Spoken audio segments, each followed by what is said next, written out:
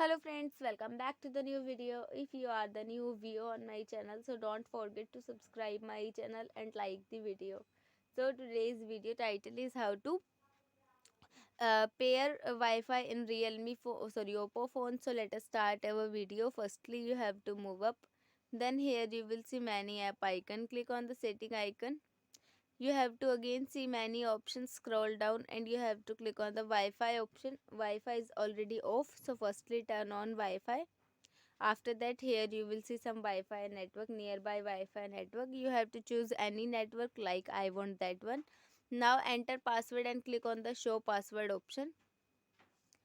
Here you will enter password. You will remember your password must be consist of at least 8 characters. Then click on join.